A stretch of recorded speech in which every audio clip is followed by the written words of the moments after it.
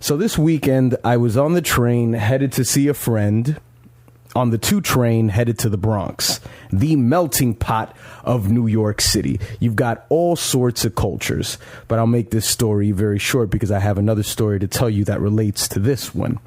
So I'm on this train, and a middle-aged white man who seemed like maybe he had too much alcohol or too much drugs and alcohol earlier that day, because this was in the middle of the afternoon, falls forward on his seat and just passes out. And when I mean passing out, I mean it was in a way, his body was so contorted that his head was so dug into his lap that you could probably see his entire head past his thighs. It seemed like his head was closer to his member. You know, I'm just giving you some sort of illustration to tell you that it looked like it might have been a bit more than just alcohol. It was one of those pretzel-like shapes that people take on when their bodies have gone completely flaccid and they are down and out. So after this happens, you have this black woman who, she starts laughing. You have some other people on the train who start laughing, and it's a mixture. It's a mixture of black and Latino. Then all of a sudden, the woman says something that is incredibly ignorant, and it was just so, like, how could you possibly say something like that? And she says, well, if that was a black or a Puerto Rican person that was passed out like this, the cops would have taken him away in a second. Now, there's 2 things that's wrong with that comment.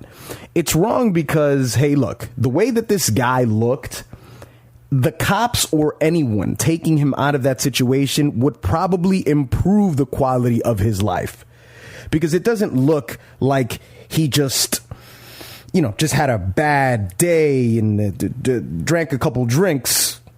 This looks like something he does very often, and he's going at very hard. Maybe he should check himself into a facility. So number 1, that's probably not a bad thing for him. And number 2, there's no way that a police officer could possibly see any of this if all we're going to do is sit around and judge this individual. Police officers don't, they don't fucking have telekinesis. They don't know when someone's in need of help or some shit. You have to point it out. You can't just sit there and berate the person who's passed out. So, and I, of course, can't talk because I was just standing there not doing anything about the situation. I wasn't offering any help to this man. So, that lady's apathy really rang true to me as I got off the train. And also, I was a bit upset with myself that I really didn't do anything about the situation. So you fast forward to later that night when I'm going home after leaving my friend's house.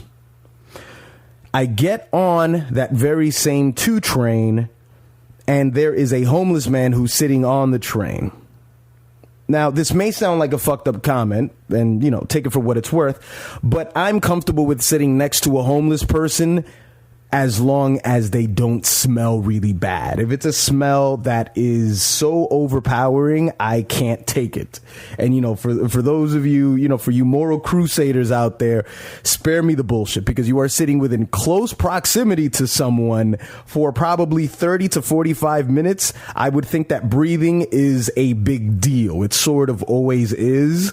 So when the air that you're breathing in, smells like, it smells like shit, I think it's time to move. But this guy, he didn't, he didn't smell like anything. He was just sitting there. So I sat across from him, and like an idiot, I'm playing Subway Surfers. He just looks like your standard homeless person. He's got a bag with pair of shades, and he's just sleeping on his bag. Couple stops later, another homeless man comes into the train, and he sits about 3 feet to my left. I take a look at this guy. He has no bag, and he has no shoes. His feet look like they've been bare for a great number of weeks, maybe a couple months. I'm not quite sure.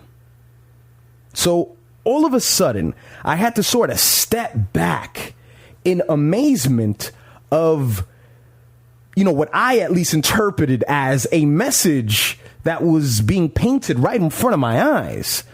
And there was that quote that I didn't know in my head, and I didn't know where it had originated from. And many people, when you don't know where a quote is from, you tend to think, oh, it's probably from the Bible.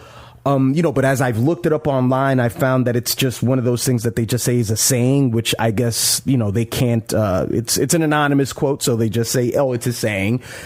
And I thought about the quote, and it goes a little something like, I cried because I had no shoes until I met a man who had no feet. Now, that quote was ruminating in my head, even though I didn't know the actual wording of it. But, I got the basic grasp of it, there's always somebody doing worse than you, when you're pitying yourself for whatever reason.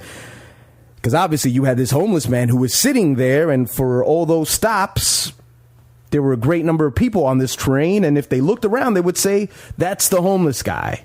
He's in pretty bad shape. Not where you would aspire to be in life, is to not have a place to live, a shelter. Until this other guy came, and he doesn't even have anything on his feet. So this thought is running through my head, and I'm obsessing, and the voice inside my head that wants to do so much good, and I want to be this great person that offers this guy some help because I didn't offer help to the man who was passed out earlier in the day. And then I remembered that in my book bag, I have a pair of shoes that I don't wear anymore for work. So I just keep them in my bag for whatever reason. So I slide over to the guy without the shoes, and I lean over and I tell him, hey, can I ask you a question? He leans over to me and he says, yeah, but sort of in a reluctant way. And I tell him, I've got these shoes in my bag that I no longer wear. Would you like them? Around the point when I said that I no longer wear, I could see a subtle emergence of a head nod, like no. But I finished the question anyway. Would you like to wear them? And he said no. I stepped back and I said, you sure? And he said yes. After he said yes, I slid back into my original position, and he spat on the floor. Didn't spit in my direction, just very close to one of his bare feet. And I almost felt like when he did that, it was maybe to break the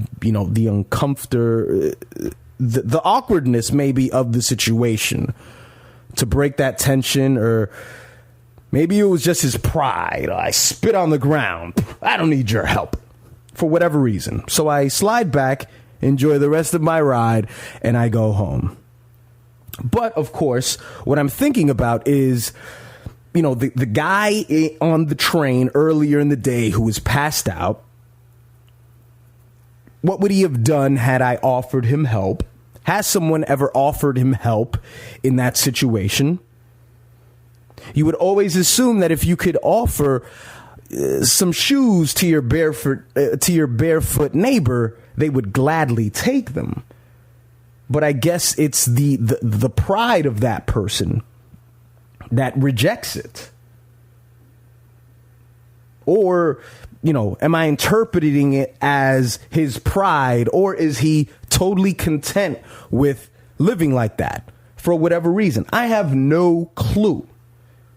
But you could only hope that whatever characteristic that he showed where he refused to take my shoes, is the same characteristic that will someday get him out of that situation. Now, the apathy of the woman on the train is, I've always felt like it is still not too far from those who do nothing at all, who offer no help when they see things in public. just like the person who records a fight, just like a person who just stands there and laughs at the fight. We're all pretty much the same. But the problem with the apathy is just to stand there and you see a human being that's in need, and the only thing that you can think of is yourself. The only thing that you're operating out of, it's not out of love, it's just you're operating out of just your ego and your sense of identity. You know, it's like she's the predator and she's scanning the room and she sees me, my race, what's wrong with the world, why people judge me. And she can't see that beyond his ego, beyond him being a white man, middle-aged white man, she can't see that it's just a person who's in need.